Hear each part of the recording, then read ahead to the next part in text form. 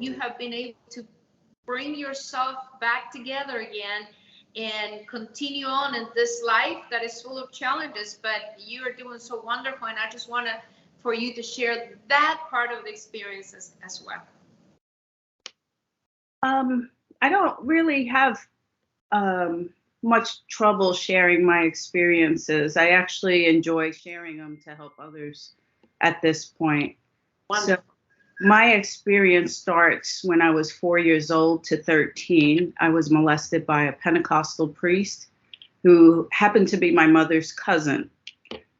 One of the things he did to groom me is he said, "This is something I have to teach you that you need to know growing up as an adult."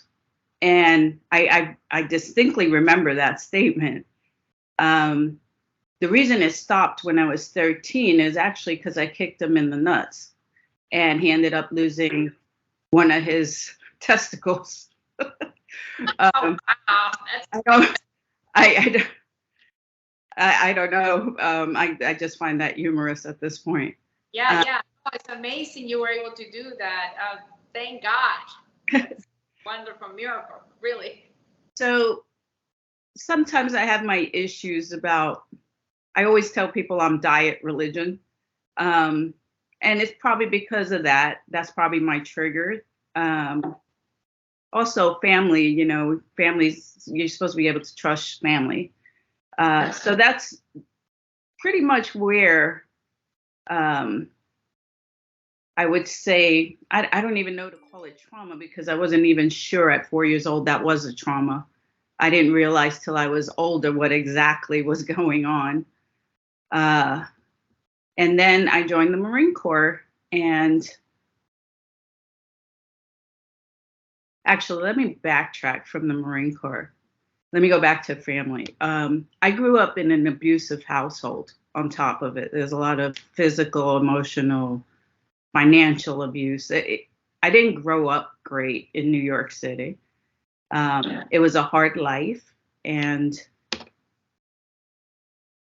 in September of 1989, I was pretty much thrown out of my house in the middle of New York City, which is quite difficult. Oh, can you imagine? How old were you? 17. So I decided that I would try to survive independently, because sometimes the military can be used as a dependence. You go from one to the other, similar to leaving your house and getting married, but never being independent.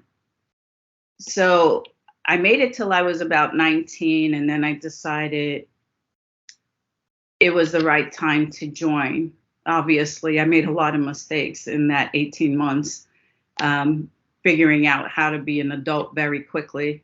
I also took care of my brother and sister who lived in the home with me. Oh, gosh. Initially. But when I left or got kicked out, they remained in the home. So I joined the Marine Corps December of 1990. I got out in July of 2015. Really, because I had gotten sick, so I was medically discharged, even though I'm medically retired as well. And throughout my career, I had some wonderful times in the Corps. Combat being, this may sound weird, but it was my best time in the Corps. I think a lot of the suffering that I dealt with made me strong for the emotional challenges throughout my military career. So I'm not saying God wanted me to suffer, but I don't think I would have had good coping skills had I not suffered prior to joining, if that makes sense. Absolutely, yes. Now, during the military, I met many military members who had suffered a lot of different traumas. And the stories are very harsh. And a lot of times what I would tell them to help them cope prior to meeting Jean Birdwell is you can't sit there and be a victim. It says because the perpetrator, the person who's done that to you, is not sitting there crying over you. And they don't care. They're moving on with their life. The best thing you can do is stand up, be strong, and, move on with your life. And if you need to, of course, you can do the whole criminal law thing. But the key is not to just sit there, back yourself into a corner, and just crawl up into a ball. What an amazing advice. What an amazing thought. I got to tell you, that makes me very emotional, because I wish we all have that endurance in our daily lives. That's an incredible way of thinking, and I really admire that. That way of thinking came from a lot of suffering as a child, I think. While I had some sacrifice and suffering in the military, I kind of tried to help females and males, because people don't talk about the males. And some strange things happen to the guys that no one wants to talk about.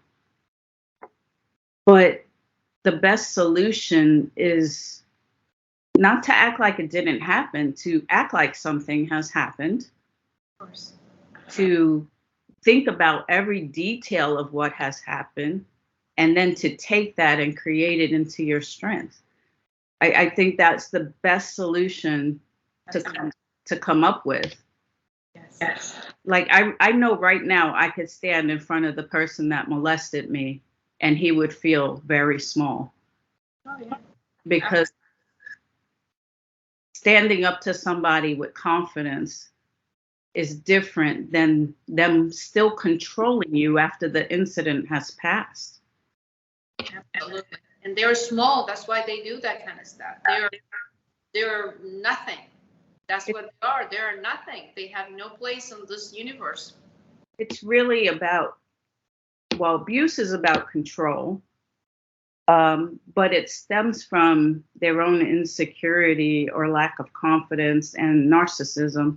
I'm not a psychologist, but I have done behavioral analysis. So you're right. You're absolutely right. Yes. At this point, I can pretty much look at an abuser or a rapist or a child molester or a pedophile and kind of laugh at them for being so insignificant. And when I talk to, I don't even like to use the word victim because it almost sounds insulting. Yeah, you're right. It does. It's hard. Yes, you're right. People don't get it, but it's true. It is hard to.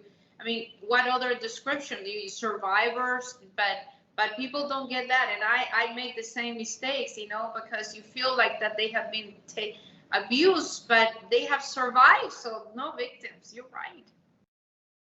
So with the military sexual trauma book, which I have shared with quite a few people,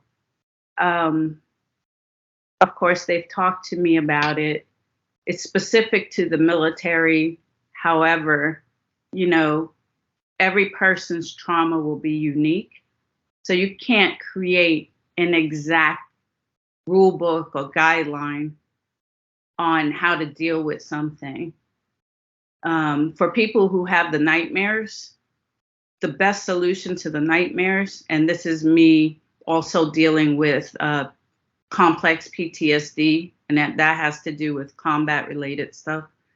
When you have the dreams, dream the dream all the way through as far as possible, because once you finish the dream, it's done. It's not going to come back. But if you interrupt the dream that you're having or flashback, it's going to come back. So if you can stand to continue it till it's done, it's finished. And flashbacks aren't like Hollywood likes to show them. That always makes me laugh. It's all of a sudden you're somewhere and then your dog shows up and then your dog's in trouble. It's partially true and partially not, if that makes sense. Yes, yes. So how would you describe what, like, your nightmares?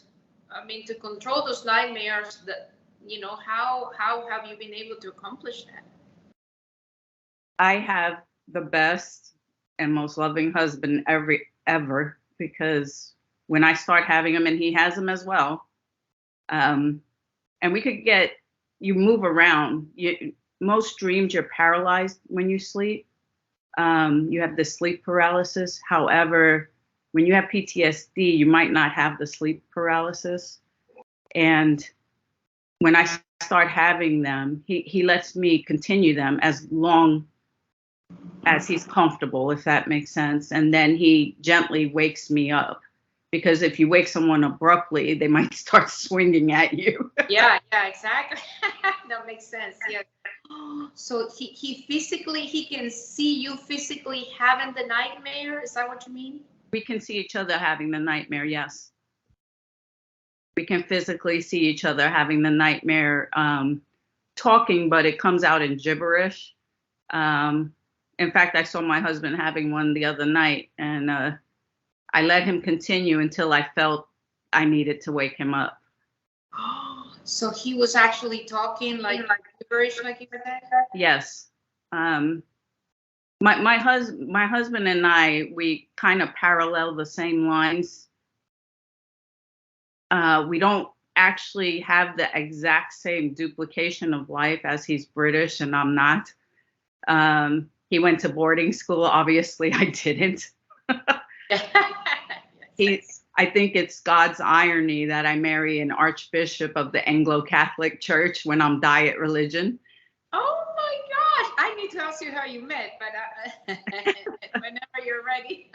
And of course, he did the foreword for the MST book as well. He's the one that did the foreword. Oh. So our story is unique. He definitely wasn't someone I was looking for, but he was exactly the person that I needed. Okay. We just complement each other. That is wonderful. I can't help to ask you that. How did you actually meet each other? That sounds like such a beautiful love story. We actually met each other at a Scotch and cigar function. Oh, good for you. in San Diego, actually. Oh my gosh, interesting. Interesting. That is fantastic. I love it, because you never know where you actually will find, your soulmate, love, the one, whatever people want to call it. But that is so unique. I mean, have you written a book about all this? Because you have some traumatic stories to tell, but also some beautiful happy endings based on what you're telling me. Sounds wonderful. We've actually written our traumas down. It was cathartic for us to write our traumas down. His are a little, I hate to say his are a little more serious, but that would be for him to talk about. It's not so much, it doesn't deal with sexual trauma. It deals with working with the governments. Yeah, I understand what you mean. I understand. So, actually, when I met him, I couldn't stand him. So that's the funniest part of the whole story. You are kidding. Oh my gosh. So I assume you didn't go out on a date immediately then? Oh no, we didn't go out on anything for 5 years. After I met him, I thought he was an arrogant, I don't even know if I could curse. I thought he was arrogant. I'll just leave it there. That is incredible. I know many people that they didn't like each other first, and they ended up being so happily ever after. It's incredible. Life can turn that way. But that is it. That's pretty amazing that you both have been able to find healing by supporting each other. How important, and what a life lesson for people. Now, for those who don't have a significant other and don't feel they have someone to talk to, then they either need to find someone. They truly trust, that won't judge them, because some people are judgmental. They blame it on the guy or the girl for what happened. Now, I could say what happened to me, and it's more than just me being molested. There's a lot of other different stories because life is chaotic. I think about what I could have did better to perhaps not put myself in the situation, but there are some situations, like me being 4 years old, that there wasn't nothing I could do at that point. Other than that, you just got to feel confident in yourself and move on and try to find that someone that you can talk to, or learn through education how to better cope with things that happen in your life. And no one's trauma is the same or equivalent. So just because you suffered less doesn't mean that your trauma isn't hurting you more. Exactly. Because every person has their own different way of coping. So I may have suffered terribly and dealt with it. You may have suffered less, but not dealt with it. That doesn't make it any different. It just means, we're two different people. Exactly. Well, yeah, I mean, it takes a lot of strength to overcome something as traumatic, or, it's sometimes not as traumatic, but in this case, this is incredibly traumatic. It takes a very strong person to be able to overcome it like that. And I think we all can find that strength within ourselves. And I believe some people find it in their faith. Other people find it in love around them, whether it's family, whether it's friends, whether it's something that motivates them. There are many ways to get inspired, right? But you have been able to find this within yourself, and then look how it happens. Now you're married to somebody who has his own faith and so on. So I think that you have been able to see that not everything has been bad about religion or faith and so on, and that has brought you back to God in a way, and that's what is. I feel that's like really a happy ending to a traumatic experience. I am the founder and the CEO of Birdwell Foundation for PTSD, and now we've added MST with it, Solange. And we've been in existence for about 3.5 years, and into Birdwell Foundation.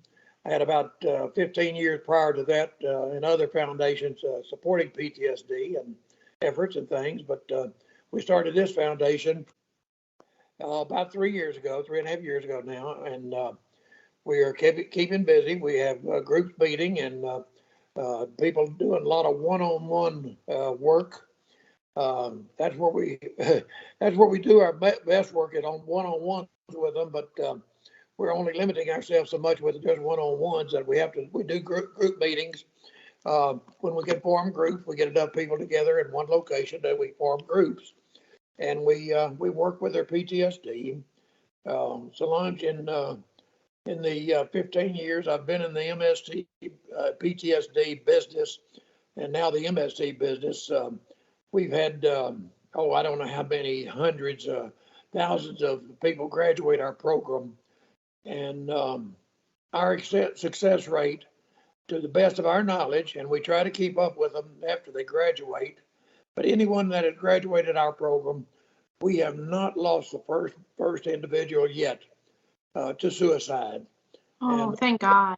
That's amazing. We're excited about that statistic because we do follow up with them. We give them the tools to help themselves with their PTSD and with their MST.